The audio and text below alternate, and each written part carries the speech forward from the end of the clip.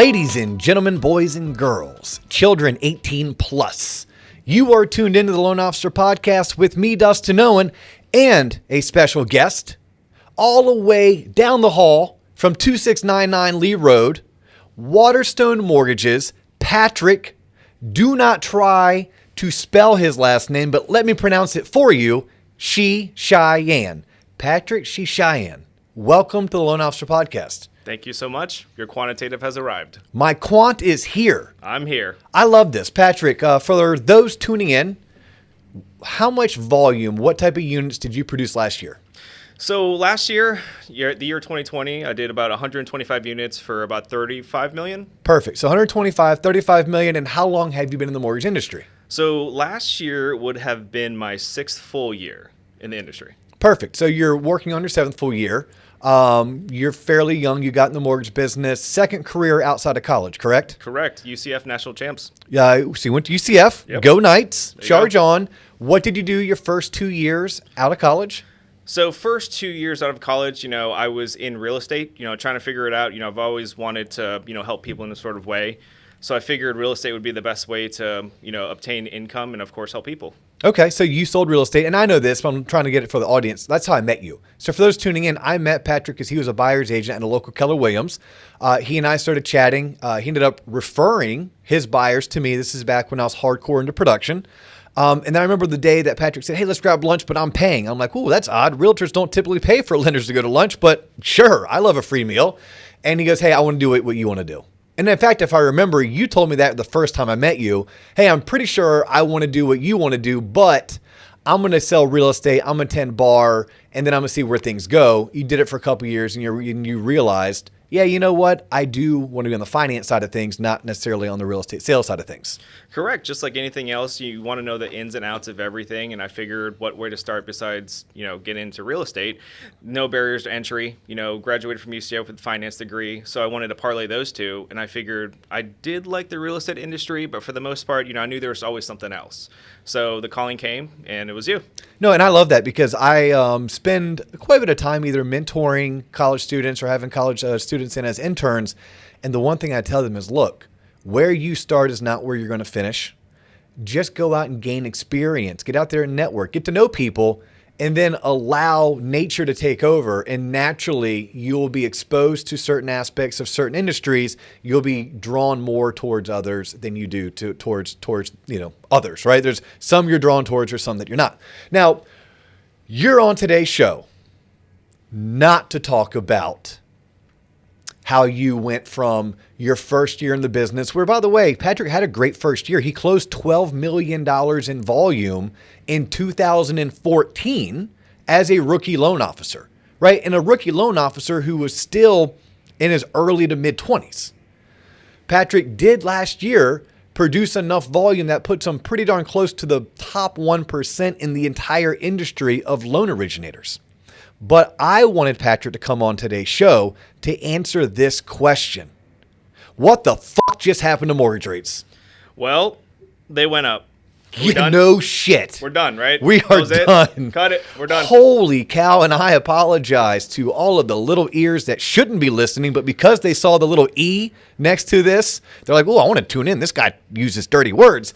But if you are a loan officer and you're not hiding underneath a rock, the past 3 weeks have been a massive kick to the gut as we saw the bond market absolutely just tank, right? We saw the bond market tank, interest rates jumped up. You're a loan officer. I could have pulled some strings, begged, pleaded, and maybe gotten someone as awesome as Barry Habib to call in. Ooh. At which point, by the way, we don't do call-ins. If you've noticed, we only do guests that are willing to come to Orlando and sit face-to-face. During COVID, that has definitely shortened our guest list, but it's also allowed us to bring in folks like you and like Mike Smalley, who are local, like Julia Bell, like Toby Moyle, who are local in Orlando, who are great resources, but maybe don't have the national flair just yet. But I wanted you in instead of a Barry because A, you're right down the hall from me. But B, you're a loan officer. You're out there talking to realtors. You're talking to borrowers. You're talking to home buyers. I want to hear from you, your take, what happened to rates. I want to hear from you where rates are going. I want to hear from you. How do you explain this to your customers? And then I do want to know, how'd you get so smart? Of course, yeah, those are all great, and I'm glad you brought me on, and I'm glad my agent and your agent agreed to everything, and we can make this work out. It's awesome. Yes, it was real easy. I texted Patrick and I said please, and he said sure. Because in full disclosure, you have been a great supporter of the show and JC and I's vision from day one. Of course. And I knew at some point I wanted to have you on because you have such a cool story to tell. It just so happened that this is the avenue we get to have on. So let's go ahead for loan officers and loan officers' clients that are listening. Literally, what the hell just happened over the past 3 weeks and why? So I'm going to start with, I am just so glad that I can speak to someone and completely geek out over this stuff, because when I speak to my kids about it, they kind of look at me a little weird and they have no idea what I'm saying. I mean, I don't know if you guys know, but my kids are 5 and 2, and they just don't understand it. I just don't. But we have loan officers that are 32 and 55, and they don't understand it either. That's why you're on this show. So my kids know more, potentially? Potentially, yes. Wow. Yep. Cool. So, I mean, I'll just start off with an example. I try to be relatable to everyone. Dustin, I'm going to give you $1,000 in singles. Sounds like a good start, right? Yes. So you're walking down the hallway. You have your ceiling and your floor, right? You're kind of walking, and you fall through the floor. Okay. And then you lose some money, and the old floor becomes your new ceiling. That floor was the 200-day moving average if you're looking at an MBS chart, a mortgage-backed security chart. And that level of support was very important because it was keeping rates nice and low. So we'll get into inflation and all this other stuff. But imagine dropping through the floor and losing money to the new ceiling. So now you had $1,000, you fell through the floor, and now you don't have as much. That's mortgage-backed security pricing. Okay, so I think it's first great for people to know who maybe are newer to the industry or they haven't been taught this by their current employer, which, by the way, if your employer isn't talking to you about this type of stuff, if they're not at least exposing you to people like Dan Rowich, to people like Barry Habib, I'm going to tell you straight up, you need to contemplate heavily a new employer. Because if you're a mortgage professional, you have to at least understand the basics that a mortgage rate is nothing more than a mortgage-backed security, which is a bond. So when bond prices go up, rates go down. When bond prices go down, rates go up. But the real geeky people, the quants, the Patricks, okay, they're going to start talking about things of a floor of resistance, a ceiling of resistance, a floor of support, I should say. And what you're trying to explain to me is that something technical happened and we busted through a level of support. And when we did that, it was a free fall? For the most part. And usually, and the reason why I'm using this analogy is because I'm trying to make it as easy as possible for someone who doesn't understand this to understand, because I could say everything that you just mentioned and people might tune out.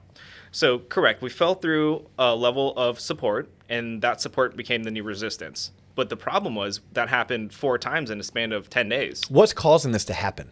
So I'm glad you brought that up. I would say the main contribution would be probably inflation. Inflation is the arch enemy of mortgage bonds, and we'll get into that a little bit later. But the point was every single floor we fell through was about 50 basis points, and 50 basis points in terms of a rate sheet would be equivalent to, what would you say? An eighth to a quarter, usually an eighth, but it could be a quarter depending on which coupon we're on. And honestly, and how the market is treating mortgage-backed securities and what they're willing to pay for them. Correct. So let's just say, that rate of 2.75 that you were quoting 3 weeks ago, after you fall 50, 100, 150, 200 basis points, if you do the simple math, that's a half, right? Mm-hmm. So now your 2.75 is 3.25 or 3 3/8. Yeah, your 2.5 is 3, your 3 is 3.5. Yeah, there was a massive free fall. And it had to do a lot with what was just happening in the bond market with the technicalities and then how traders trade off of those technicalities. At least that's my understanding when I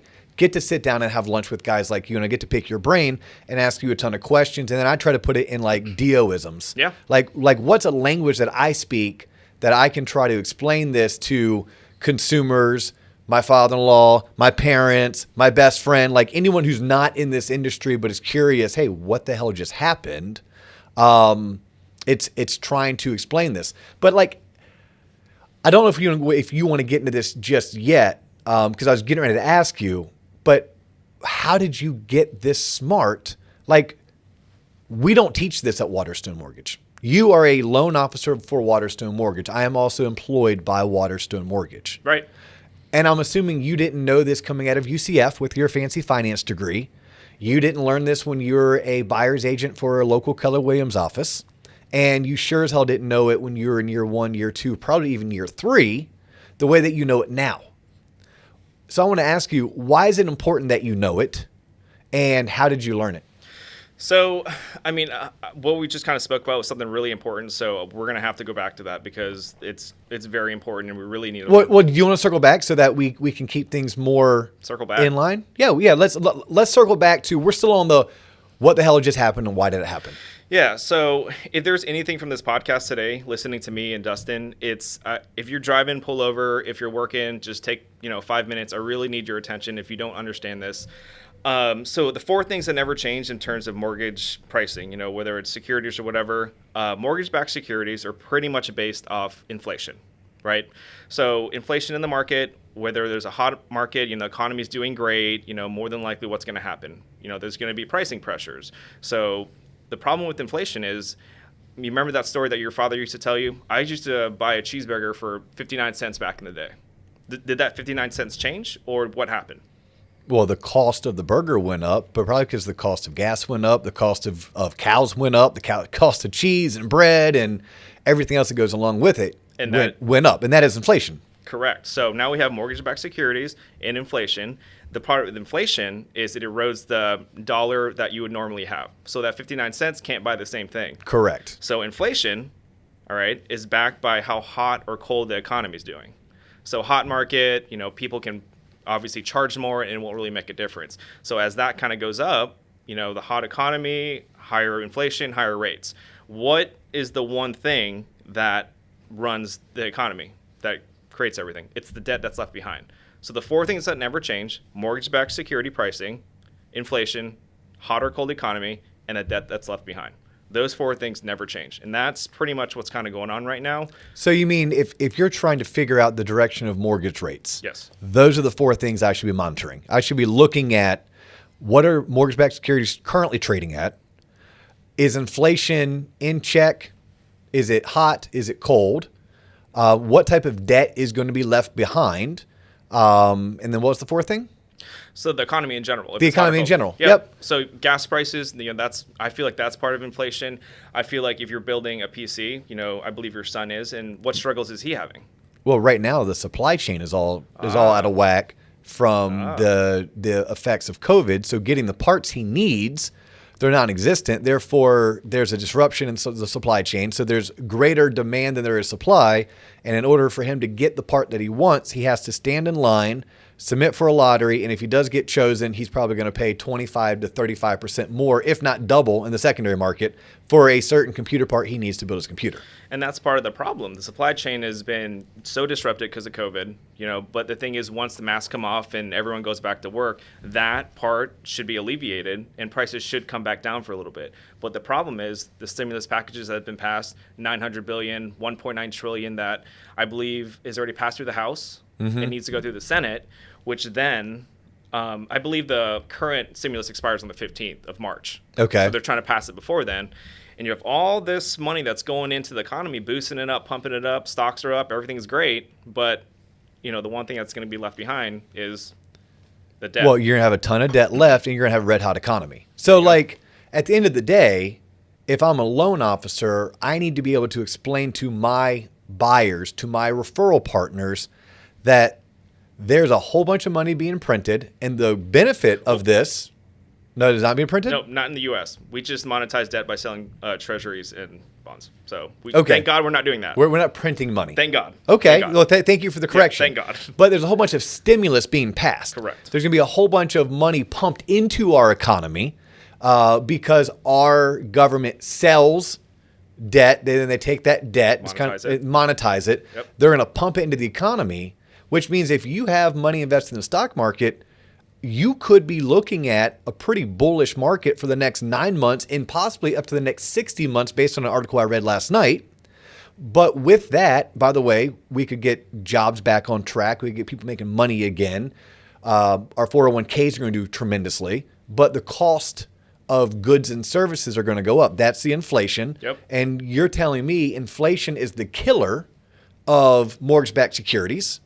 So the only way to combat the expected rise of inflation due to a potential red hot economy, due to economic stimulus, is to lower the price of those mortgage-backed securities, increase the rate of return. The increased rate of return is our borrowers' interest rate. Is it going up or down? Well, it's going up. I just said that. I dropped the F-bomb. I'm like, holy cow. I had, a pipeline of $10 million I was getting ready to lock in at 2.75 with no points, no origination, and all of a sudden, 3.25 is the best I can find? Like, what? And that is what happened. Now, with some technical geeky stuff. Correct, which we can talk about that all day, and I really want to, but it's only a 60-minute session, I believe. So, could you imagine telling someone 30 years ago, my rate's 3.5%, that's too high? No, it's crazy. It's wild. Like, how about this? Interest rates in June were 3.5. Yeah. We were refining the crap out of people last June. No pricing pressure. We're probably in a recession for the last 9 months because of that sector being closed. Yeah, in the good sector. But I mean, if you think about it, you're doing a backflip for 3.5. Like, yes, it sucks you can't get 2.5. Yeah. How about this? Do you foresee rates coming back down? So in the last 3 weeks, obviously we kind of chatted about mortgage-backed securities going down, down, down, and now they're going up, up, up, but down and up and down and up and down. I see, short term, probably Q2, 3, 4. I see rates being probably 3.25 to, probably about 3.25 is probably gonna be the high. And I think what's going on is something, if you really want to look into yield curve control. Okay. I believe that's going on right now because you're telling me Monday morning I'm down 120 basis points, which obviously is probably what, like a quarter, 3/8, yeah, 3/8. yeah. And then by the afternoon everything's back to normal. There's something that's going on to where they're not telling us, because I know the Fed's buying $100 billion in mortgage-backed securities monthly. They may not be saying it, but it's out there. Yeah, well, and the Federal Reserve is going to step in because the Federal Reserve needs mortgage rates to be low. That is part of their overall stimulus platform, but the technical factors were not favorable, and we saw this massive sell-off. So the big question is, how do I consult with my consumers? What do I tell my borrowers?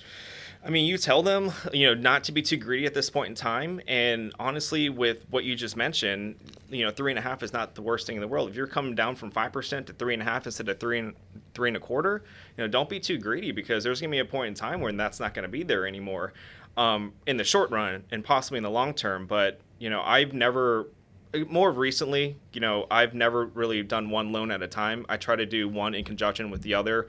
I do a lot of first-time home buyers or move-up buyers. So what I try to do is give them their plan for right now. And I know you mentioned this a second ago. Where do I see rates going? I see rates kind of going up for the short term. But as I mentioned before, it always goes back to the four things. Too much stimulus is going to leave a hangover. You're at a bar, you're drinking 1 shot, 2 shot, don't feel anything. Those are your stimulus packages. 3, 4, you're on the floor. Okay. So that's going to be your hangover, which I hate to say this on live TV on what's today, March 2nd. There's probably going to be a recession in 2022 or 2023 just because of all the stimulus. You're going to have a hangover, and, with all that debt, I see rates kind of dropping. And back to the original story, doing 2 loans at once, don't pay upfront points, because you're just going to lose that money in an appreciating market. There's no housing bubble. There's no housing crash, guys. Please. We did an episode on that, by the way. Yeah. We actually did a whole entire episode on is there a housing crash, and it went like this.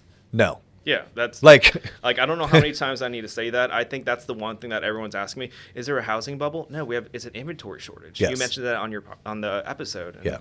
I need to get that across with everybody. If I get asked that again, I'm going to fight somebody. But you are forecasting, and experts that you learned from, that you look up to, are forecasting the potential for a recession in 2022. What I want the audience to know is that's not a terrible thing. No. That's a normal thing. Yeah. Like, that's like saying, hey, you're going to get a sinus infection next year. You may get 2 of them. Guess what? Sinus infections suck, but they come and they go. Very few sinus infections are full-blown coronavirus. Now, a lot of our listeners only know of the recession of 2006, 2008, that time frame. Well, that was the freaking coronavirus. That was a once-in-a-lifetime event. Any recession that we have felt and that we will feel, or that we felt prior to the recession of 2007, 2008, those were like those sinus infections. Like, hey, you get one, they come in from time to time. Sometimes they come annually. Sometimes you don't get one for three years, but it's painful for a small period of time. Sometimes you don't even notice it. Sometimes life goes on and you're done with it before you recognize that, oh, that was a recession? Like, yeah, we were in one, huh? Yeah, I guess looking back, I could see where growth wasn't on par to where it needed to be, but I didn't really have it impact my life or the lives of the people around us. When it comes to interest rates going up, here was my take of the past 3 weeks. I guess it sucked. Yeah. But it reminded me of, like, I don't know, varsity football. And you knew if you were a sophomore getting called up that there's a good chance there's going to be some light, hate using this word because I'm going to date myself, some light hazing involved, right? Hey, you're a sophomore being called up to varsity. The seniors may grab you and you have to carry the equipment for the whole entire week, or they may make you dye your hair blonde, bleach blonde that was, or you may have to do something that isn't overly over the top, but it had to happen. And when it happened, it kind of sucked, but you were expecting it to happen. The same thing goes with mortgage rates. If you tuned into what the MBA was forecasting, if Fannie Mae was forecasting, NAR was forecasting, Freddie Mac was forecasting, we all were forecasting rates were going to go up in 2021. We just didn't know exactly when and how it would happen because you can't control the markets. The markets are a living, breathing thing, and the markets are also emotional. Correct. In fact, they're as emotional as a 13-year-old, 8th grade, 9th grade teenager would be, like extremely emotional, sometimes hormonal. And so they happened in February, early March. They didn't happen in September like we thought they would. We thought they would happen. But you're saying the levels they are now, are you thinking they could go higher over the next 9 to 12 months? Or do you think this was the big gut punch and now we can live with it? So I still think there's going to be a lot of volatility. I think, 100 basis points up and down is going to be normal, believe it or not. So 100 basis points, again, that's roughly about a 0.25%. If the price of a bond goes up or down by 100 basis points, interest rates will go up or down by? Probably about the same. I would say the quarter. About a 0.25%. Yeah, a 0.25% in rate. That's something that there's some people listening in. You and I are geeked out. I'm so excited. I no. want to talk about more. But. But no, we're not geeked out. What I'm getting at is if you're tuning in and you're hearing 100 basis points equals a 0.25% in interest rate for the first time and you're confused, this is your calling to say you shouldn't be confused. You need to go educate yourself. You need to understand, because that's a basic principle of our industry. Now, Patrick, starting the show off, given an awesome analogy of you have a $1,001 bills and you're holding them in your hand and you fell through the floor, you hit a ceiling, that is geeking out to me. That is talking about floors of support, moving averages. And that was the easy version of it. I tried to make it a lot easier, but there's no really easy way of doing it. You just got to go out there, look at it, listen to the professionals, and understand it. Yep. Just your basic economics class, believe it or not, it's probably one of the hardest classes even for me growing up because it's really backwards because it really makes your mind think. But yeah, that's the easiest way to explain it. So what are you telling your clients then? Besides, the reason why we as loan officers coach and teach go after the purchase business and why I love the purchase business is that you have a purchase contract, you have 3 to 6 weeks to get that thing closed. Yep. I've always told people, if you like it, you lock it, because in my experiences, if you're waiting for rates to go down, you're risking they could go up by 0.5% in order to hopefully gain them going down by 0.25%. Meaning, in the almost 2 decades I've been at this game, and please correct me if you've seen it differently over the past 6 years, I have noticed that when they go up, they skyrocket up. When they go down, no, they crawl down. And some of that is because the market, if the mortgage-backed security market just absolutely shoots up in terms of the bond prices go up, which means the rates are going to go down. Just because that happened doesn't mean that the street's going to give us, the originator, all of that at one time because of the volatility you're talking about. They're afraid that the market's going to flip in 6 hours or in 6 days. They're going to be slow to give us into our rate sheets the full market movement when rates are going down. But when rates are going up, we're talking like CYA. reprices within minutes. CYA. Yeah. So like when you're consulting with clients, I think it's imperative that you tell people, look, if you like it, you lock it. And in my experience, when rates go up, they shoot up. When rates go down, they crawl down. So are you willing to risk $5 to win $3? Because that's kind of what you're doing. Are you willing to risk $100 to only win $50? Because when you don't lock in, when you float your rate, when they go up, they skyrocket up. When they go down, they crawl down. But what about your refinance clients? Right now, someone was looking to refi 2-3 weeks ago, and look, they had little Johnny's soccer game, they had Sarah's lacrosse tournament, and so-and-so's 50th birthday party to plan for. Getting back to you and locking in their refi wasn't a priority. Now they call you today, and like, Patrick, I'd love to refinance, and you run the numbers, and it doesn't quite make sense, or it marginally makes sense, or they thought they heard you tell them an interest rate 3 weeks ago, and that rate is nowhere close to being available today. What are you telling those people? Are you telling them, sorry, you missed the boat? Are you telling them we got to lock you in right now because they're going to keep on going up? Or are you telling them that holding off for 3, 6 weeks, or 6 months will make sense? I have one of each of those. Okay. One of each of those. We'll talk about purchase and we'll talk about refi. So I would say out of the 6 we'll say I had 10 refis. I locked 6 without even asking the borrower. You know, being a part of when, like right when week 1, week 2, or week 3, because we were on a 3-week run. Day one. Day one. And this, I can contribute this to, being a student of Certified Mortgage Advisors in addition to MBS Highway. I'm sure there's plenty of subscribers that listen to that and this as well. Barry does a great job of saying. That's Barry Habib, by the way. Correct. And what's Barry's company? MBS Highway. MBS Highway. If you have never heard that name before and you don't know of that company, look into it. If you're on Facebook, I couldn't even tell you where this guy works and what his background is, but I follow him on Facebook, Dan Rawitch. Yep. Rawitch.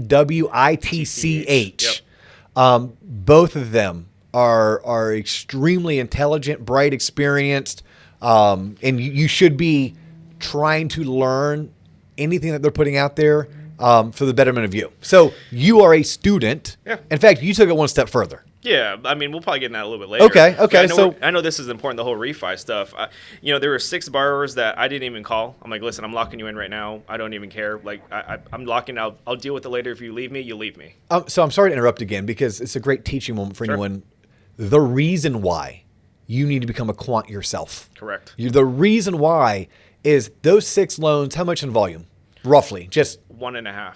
Okay, so a $20,000 paycheck. Patrick was able to secure because he's a student. He understands the market. He saw the technicals.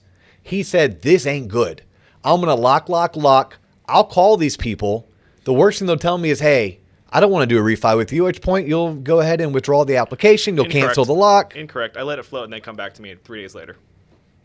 You do what? Of those guys, there was actually 2 of them that were like, I'm done. Like, I don't know why you locked in. I'm not sure why. 5 days goes by. Hey, I was just wondering if you picked up an application anywhere else and see what you could find. Oh, shoot. Okay, so I'll shut up.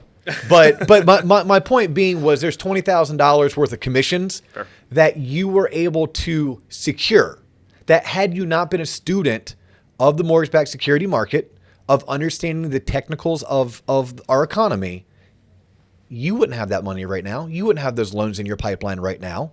So walk us through that. So you said there was 10, 6 of them you locked immediately. Yeah, the first thing is it doesn't matter the commission check. It's about these 6 borrowers that could potentially refer me more business because 3 of them are referred by someone Cindy else. Velez would love you. Like Cindy Velez, who was on the show a couple weeks ago, would absolutely love you for saying that. 3 of those borrowers were referred by current client referrals. Okay. So that reputation to me is more important than the $20,000 paycheck. But yeah, at that point in time, the loan was far enough to where I was like, listen, I don't care what we're doing. We're locking for 45 days just to protect ourselves. The CYA and that was a Friday before all that happened. So I did it, and then I didn't let anyone know until Monday because you have a couple days before the new disclosures have to go out. So that was a great phone call to have. Now, 2 of those 10 I had a float because there were just like investment condos. So I'm like, it's always 50-50 anyways. And I'll roll the dice on that one. And then the two other ones, I just kind of were like, man, like, I don't think we're going to be able to do this. They were marginal anyways. We're just kind of running numbers. So what we'll do is we'll get you all the way to the clear close state and then try to lock you in where you want to be at.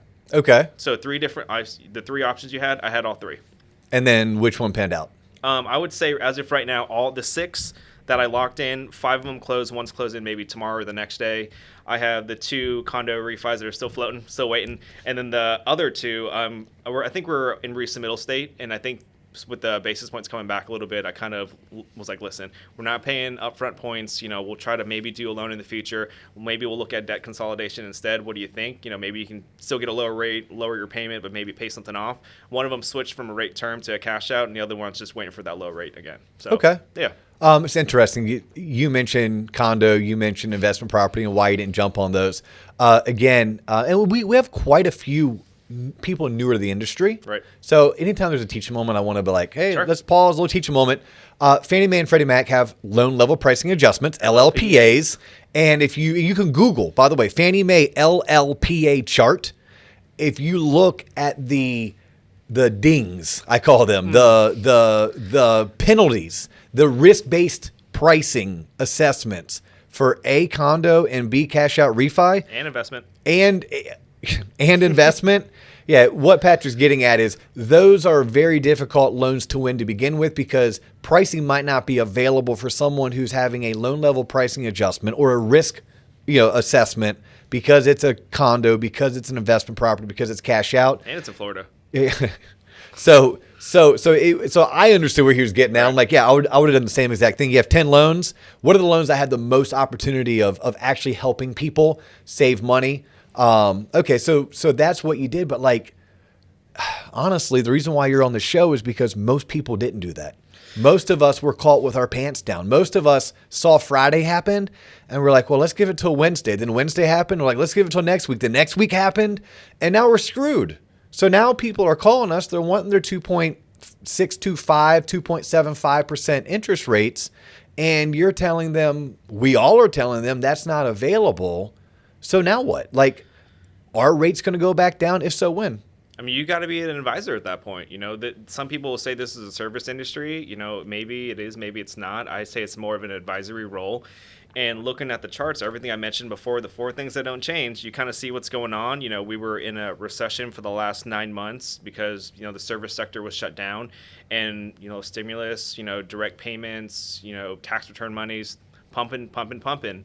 And what's going to happen after all that is I would assume rates will go down because of recession that we mentioned before, probably in 2022, 2023, which means rates should drop down. So maybe now you might want to shift your gears from a 2 5/8 interest rate that you're grabbing and maybe switch it out to debt consolidation if they have any. Or maybe just telling them, listen, let's just kind of go through and see where we're at and see what we can do. But for right now, if I can't get you on a rate term, I'm taking the full view. I'm seeing what kind of credit card debt you have, any auto loans that are going to be over 3 or 4 years, anything like that. Home improvements you might need, anything, education paid for, etc. Anything. Like at this point, there's more chances of you making more money in the market than just sitting equity in your home, to be quite honest. So I am taking it from that point of view and being an advisor. So if a refinance makes sense, you're locking it in right now. You're not telling someone, well, let's wait for April to come around. Let's wait for May because I could see us gaining the 300 basis points that we lost over the past 3 weeks or 250 basis points we lost. You're not seeing that coming back to the market. No, as you mentioned before, when rates jump up like that, it's through the secondary market. Everyone's got to get paid. Service. I mean, it just doesn't work like that. There's just no way. And in terms of, that was pretty much for the refis, and I don't really see it going back there for at least another couple years because we're in a hot economy. The masks are starting to come off. Johnson & Johnson's got that one shot going on right now. So, everything's going to be opening up pretty soon, which means there's going to be more money out there. People, a lot of pent up money too. People are saving money. Like we're not meant to save money. We're meant to blow it, right? Yeah. So all that's going to go out the window, and rates are going to bump up and everything else. We actually teach personal finance principles on this show, so we don't like to blow money. No, we don't. But we blow money after we've actually hit our savings goals. Just FYI, you can go back and listen to several episodes on budgeting if you need to. No, Okay, but nevertheless, back to that was pretty much the refi is what I did on the purchases. It's all relative for the most part. Anyone who is anybody as an originator right now, let's just say rates are 3.25. In your Encompass, your LOS, whatever it is, you should probably have that rate set at maybe 3 5/8 as a safe haven, as a just in case. Okay, so if I'm pre-approving somebody, Correct. you're saying this is an awesome best practice rule of thumb. 100%. If rates are currently 3 or 3.25, you're taking 0.25% higher and qualifying all of your borrowers at 0.25% because you're not convinced that this run up in interest rates is done.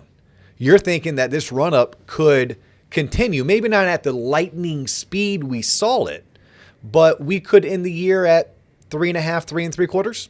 Yeah, I would say so. And if I were to come up to you, when I run these numbers for borrowers, I don't tell them the interest rate. They don't really care about that. They just want to know their monthly figure. And if I can run a number based on 3 5/8, and I tell Dustin, hey, your payment's gonna be $2,500, and when you get your documentation, you see that your rate's 3.25 and your payment's $2,150. Are you excited or are you not excited? Would you rather have that, or would you rather have me say, yeah, it's 3.25 right now, your payment's $2,150, and then it goes up to $2,300? Well, and not only that, but you're running AUS, and if you're running AUS on someone who's tight, maybe because you're using one borrower, because the other borrower, for whatever reasons, doesn't fit the credit profile needed, so you're at a 44.999 or a 49.999, and you're trying to run this thing at a 2 7/8 interest rate, and rates are at 3.25, you're not doing yourself, the borrower, the seller, or those two realtors any service. You're saying if your rate sheet's showing you 3 or 3.25 at par, add 0.25% to it, because long term originators should be prepared in 2021 for our economy to get red hot, stay red hot. Great for your 401k, great for your IRA, not so great for mortgage rates. But in the grand scheme of things, mortgage rates are super low. Below 4% is super low. No, they're not below 3%. Sorry, you missed that window. That window lasted 9 months. But you can still get below 4. Don't pay points. Please Because what you're saying is that there's a good chance that there's going to be a hangover from all this stimulus. There's a good chance that the fun that we're having, this party of 2021, masks are coming off, vaccines, herd immunity, finally get to vacation, finally get to go to Vegas. I'm going to pay for that. I'm going to pay for that. Meaning the U.S. consumer, right? Oh, I thought you meant you're paying for me. No. Hey, let's see how this. Y'all heard that, right? If you do 36 million a year, 36 million or more this year, you and I will go to Vegas. I'll pay for it. Y'all heard that? Yep, right here, right here. I got my people to talk to your people. Yes, I can't guarantee where we're going to stay, or who we're going to fly. The Golden Nugget. But hey, I can get you there. But ultimately, don't pay points. If you like it, you lock it. If the refi makes sense, go for it. If you're qualifying someone who wants to purchase this year, but maybe they don't have to purchase today, make sure you're qualifying them on a rate that's 1/4 to even 0.5% higher than what today's market rate is. Yep. But we could see a mini refi boom in 2022 if a recession comes around, because typically a recession would be bad for the economy. A recession could thwart inflation. If I'm following you, You're listening very well. At which point, borrowing funds could become cheaper, because our economic stimulus folks love cheap borrowing as a way to stimulate economies. The light bulb going off makes you so happy. The four Holy things that cow. never change. 4 things that never change. The 4 things that never change. Let me ask you a question. What you got? How did you get so smart, and why? Like, what happened that you decided, you know what, I'm going to do this. I want to understand this. Well, A la Dan Rowich or a la Barry Habib. yeah, Rate Watch and MBS Highway are 2 great, I can't speak anything better than what's out there. Me saying something doesn't matter. They've been out there. They've have all these awards, crystal ball. It's all of it. But getting so smart, how did I get there? UCF, national champs, the finance stuff. That's my foundation. Going to those economics classes, quantitative business tools 1 and 2, just seeing how things work and just, applying that to I real knew life. you 6 years ago. You didn't know this shit 6 years ago, Patrick. Look, I love UCF as much as anybody, but I'm not going to let you just interrupt more than my wife does. Okay. God, love you. But no, so MBS Highway. That's my first and foremost. I get you're the average of your 5 best friends, right? And in the mortgage industry, Dan Habib, Barry Habib, Megan Anderson, those are my 3 best friends in the morning. I get 5 to 10 minutes with them to kind of learn what's going on in the mortgage industry, inflation, CPE, marketing, COVID vaccines. It's literally my pre-workout for my mortgage. So instead of reading the Wall Street Journal or Barron's or Yahoo Finance, you're tuning into MBS. I'm a visual. It's MBS Highway. Well, I get them confused because, look, there are other services. There's MBS Authority. I'm sure this guy, Dan Rowitch, who we keep on talking about. It's his Rate Watch. Is his Rate Watch? Yeah, I think so. Has Rate Watch. So that, Barry's probably the most well-known, right? He's the Coca-Cola of the soda products. But there are Pepsi out there. And for the real crazy connoisseurs of soda, there's the RC Cola still. Yeah. Right? So but for you are MBS Highway. Yeah, and it's just like anything else, 5 to 10 minutes, you get my attention. You're talking about, technicals and things I care about. This helps me be a better loan originator. This helps me be a better advisor, more importantly, to kind of see what's going on. So I can, talk the talk and walk the walk. I'm not just going to sell you a rate. I'm not going to just sell you a mortgage. I'm going to give you full experience with a full advisory role at no cost to you besides doing your first mortgage with me. Right? Yes. So that's me. So those are 3 of my 5 friends that I kind of listen to, and then obviously I parlayed that with, which is something I mentioned before, certified mortgage advisor. Okay, so talk about certified mortgage advisor. Sure. But before you do, how much time do you spend with Barry and Megan and Dan? And by the way, when he said spend time with them, you're listening to They're my videos. Internet friends. They're my internet friends. Yes, you're not talking to them specifically. Barry's not texting you saying, "Hey, come to a Yankees game, That'd Patrick." Be cool. It'd be awesome, right? That'd be cool. I'll take you to a Rays game. I don't know if you're a Yankees fan, but I'll take you to. Oh, Barry Habib's a huge Yankees fan. Oh, perfect. Massive. I'll take you to a Rays Yankees game. There'll be more Yankee fans. I promise you. But this is a subscription service that you subscribe to, probably, I don't know, $100 a month or less than that. A little higher. Something like that. But listen, let's just say it's $2,500 a year. What does one commission on average cost you? $2,500. And by the way, you locked in 6 loans for about $20,000 in commissions because you became a super fan and uber smart when it comes to understanding how and what affects mortgage rates. So you've already paid for. I promise you, they're not sponsors of the show yet. But it's like, wow, yes. Now your sales manager, branch manager turned you on to this early on? Because when did you say I'm going to become a student of the mortgage-backed security market? Yeah, I mean, I think it happened one time, and I want to say it was, when rates were kind of going up pretty recently. When I say recently, probably around, I would say the turn of probably 18 into 19. Yeah. Remember the 5% rates? And I was just like, man, I just don't understand this. I just don't know what I'm doing. And I just really didn't understand the technicals at that point. Now, well, the end of 16, when Trump was elected. Initially. When Trump was elected, that was deemed to be very pro the economy. Anything that's pro the economy is great for stocks, but terrible for the debt market, for the bond market, for the mortgage-backed security market. You've been listening. So we saw this. For folks that have been doing this for the past 4 or 5 years, you just experienced something like this at the end of 16 going into 17.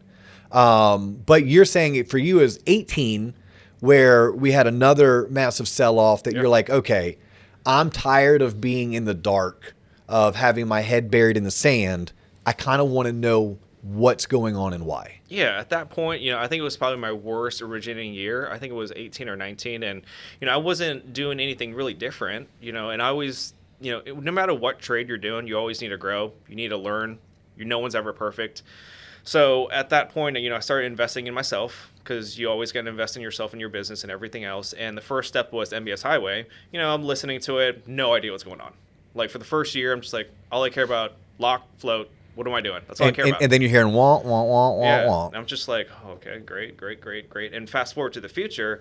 Now I understand what to look out for. I understand that a mortgage is a mortgage, but there's also, it's one of the pillars in life. It's very important, probably the most expensive thing you're going to do. So it's really important for someone to understand it and have a game plan for the future. So that parlayed with certified mortgage advisors helped me understand the market, helped me understand technicals, and most importantly, helped me with my consumers. What is certified mortgage advisor? So it's a self-paced course. Some people can finish it in maybe like a weekend. Some people can finish it over months of time. But virtually, it's if you are within your first probably, I would say first 2 years you're probably really hustling in the loan officer game, but years 3 through 5 you really need to sharpen your skills. And I think 3 to 5, and if you really want to know how the technicals work, definitely do it. But virtually, it's a self-paced course, and you just kind of learn everything from the charts to what is the mortgage-backed security, 10-year treasury bonds, inflation, CPE. A lot of these things, if you don't know what they are, you got to take the course. I'm telling you. And what did the course cost you? I believe right around two grand. Okay, so you spent $2,000 on bettering yourself as a professional. Would you recommend someone who's brand new to the industry? Like, if I have minimal resources, like, you were already a great technician. Like, I have to let the audience know that, like, very few people understand programs and products and guidelines better than Patrick, right? You became, in your first 3 years of the industry, a great technician.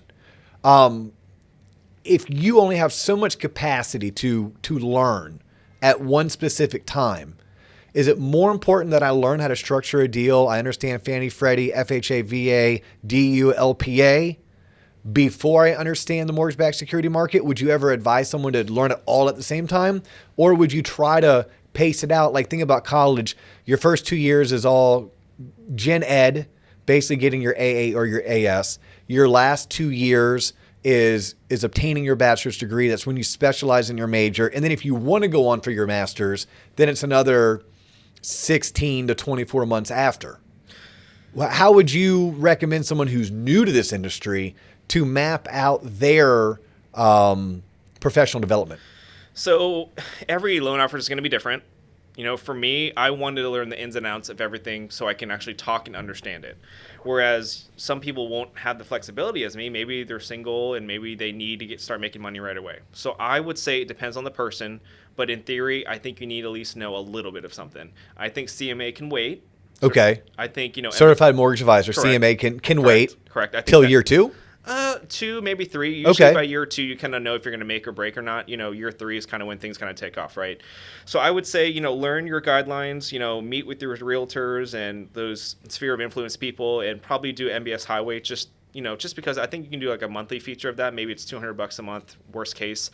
And just kind of listen to the verbiage, because just like going in the office every day, you're hearing these little chirps of, you know, mortgage rates or, you know, LLPA, you know, all this type of things, and they eventually kind of stick with you, and it piques your mind, gets you curious. So now you can start saying some of the things that they're saying and say it to your clients. So I would say learn your products, you know, guidelines, everything else, and then maybe MBS Highway just to kind of enhance everything for you. No, that's great advice, and I can already predict those are going to be some of the questions that listeners are going to have. It's like, oh man, you know, what should I do first? And it's like, well, you know, it's, as you just said, it's going to be a little different for each person, but ultimately you have to have leads coming in the door. So whether you work for a company that provides leads or whether you go out and generate a network of people who can refer you leads, that's very important. But when you get the lead, you kind of have to know what the hell you're doing. You have to be a great technician. How do you become a great technician? If you tune in enough times, you're going to hear me pimp out Zenix over and over and over again, only because that's all I know. I was a product of it. You are a product of Zenix, yes. There could be better avenues for becoming a great technician. Sure. Zenix is all I know. It's what I use. It's where I came from. So I easily and readily pimp it out. But you have to become a great technician. But at the same time, don't forget about becoming a worldly advisor who understands how economics impact the pricing of mortgage-backed securities, the pricing of your rate sheet. Where does that come from? It's not an arbitrary number, guys and girls.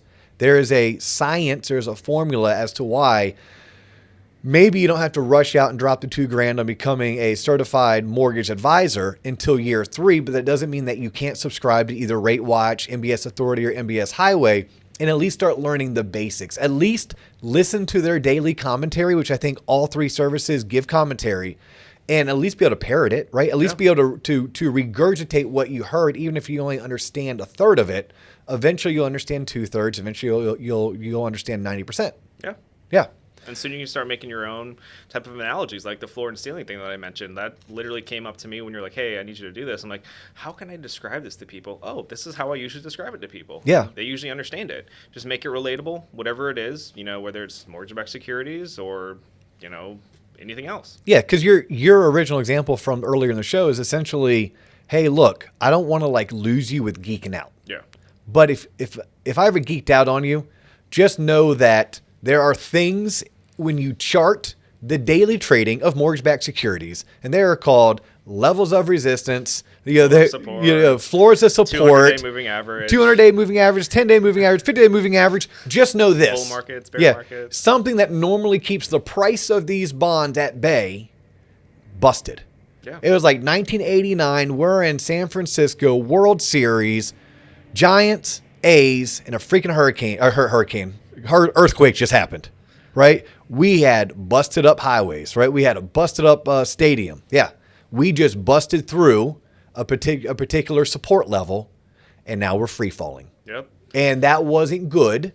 But just know we've now landed, and where we are now is a different space. Therefore, there's different trading. Therefore, there's different pricing. Right? Something along those lines, but you only know that because you've been studying it. I only know that because I'm friends with you. We're friends.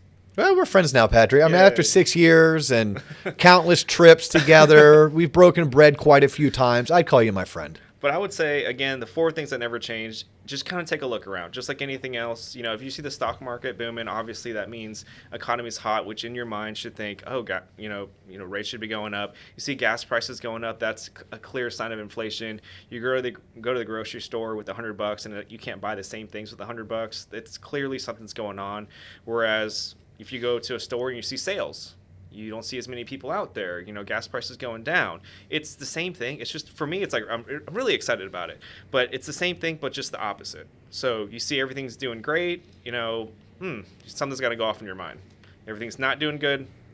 Yeah. No, it's I remember telling borrowers for decades, like, look, I know we never want to cheer against the economy, but if you're in that window of buying a house for those 30 days, you kind of want a shitty economy, just because typically if the economy is doing bad, inflation is low. No pricing pressure. Yeah. Rates are going to be low. That's economy is doing well. Circle. Stock market is up. Everyone's getting raises. But, oh, by the way, your mortgage rate is high. History repeats itself, and we're the grim reapers of just everything that's out there. If we're out there trying to get your refi, it's clearly because something's not really going right. But if we're out there just doing our normal everyday thing, the chances are inflation's there, and rates won't be the same. But it's still fantastic. It's still a fantastic time to buy. There's so many different tools. I can't go back to MBS Highway because they have this tool called bid over ask right now in this market. I had 6 borrowers ask me numbers on the same property. And guess which one got it? None of them. Oh, geez, seriously, wow. So that's fun as an originator. And MBS Highway is just not that tool. There's multiple tools. There's like the Social Studio to where you can do like a video kind of letting you know how the market's going, and they give you the script. Did Dan Habib put you up to this? Are you getting a discount on next year's subscription? Maybe a $10.99. That'd be nice. No, but it's fantastic, man. I can't, between working for a great company like Waterstone and then having I did pay him for that. Okay. Between that and my 3 best friends that I listen to every day that give me my pre-workout for my mortgage industry work, it's fantastic. I don't know where I'd be without them, quite honestly. No, I loved having you on today's show, and thank you very much, because as I kicked it off, you've only been at this for 6 years. You are a top producer. You did produce 125 plus units for 36 million or 35 million last year, right? Everyone asks me, I don't count. I don't keep track. Like you got into this business pretty young, like pretty much in your 20s, early 20s, right out of college, maybe a couple years of work history, and look at you now. And I loved having you explain it, because it's like, look, if you're tuning in and you think he's a quant, you think he's geeking out, just know you too can be Patrick. I'm your average guy. Like, there's nothing special about me. I don't have the ability to memorize and recite things. I just study my trade, and I focus on what's important to me. I don't really let anything really kind of bother me, and I just do what I have to do and be the best that I can. So before we conclude today's show, any last minute words of wisdom for those tuning in? So let's do we have time to do like a bold prediction? Yeah, go for it. Sure. Well, I'll start with you. What do you think, going into this year? Let's talk about, rates. What do we think? What are you telling your borrowers? What would you say after listening to all this? I'm telling borrowers that rates are going to steadily make their way up. It's not going to be a straight line. It's going to be a line that looks like a shark's mouth, right? It's going to have ebbs and flows and ups and downs. But eventually, wherever we are today, we're going to end December 31st of 2021 higher than where we currently are February 2nd of 2021. I agree to that. Yeah. I agree to that. Now, there will be days that we're lower, but ultimately we're going to end the year higher. And most importantly, listen to your advisor or your loan officer when they're trying to tell you, hey, we need to do this, you need to do this. And please don't get mad at your originator when rates drop a little bit. Just don't be selfish, don't be greedy, because if you're refining, there's a reason why you're refining, and if you can get it, fantastic. But just be respectful. Like it's I don't have a crystal ball. I'm only as good as what the technicals are telling me and what I can forecast myself. So, we're going to do the best for you. Like, I don't want to lock you into a higher rate if I had that choice. If I knew what was going to happen, you think I would want to lock you into a higher rate? No, I don't. Yeah, no, it's and it's one of those things too. If you have a borrower, we just had this yesterday. A guy on our team was looking to lock in someone, and look, their credit score isn't a 760; it's more like a 670. And he's like, "Look, your interest rate is not going to be 3.25; it's going to be 4."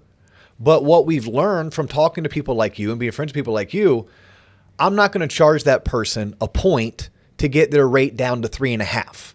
I'm going to lock them in at 4 because I know there's a really good chance that in 16 months, they'll, based on our advice, get their credit score from a 670 up to a 740. But B, mortgage rates have a good chance of coming back down in 2022 if we end up seeing the recession that's already being forecast.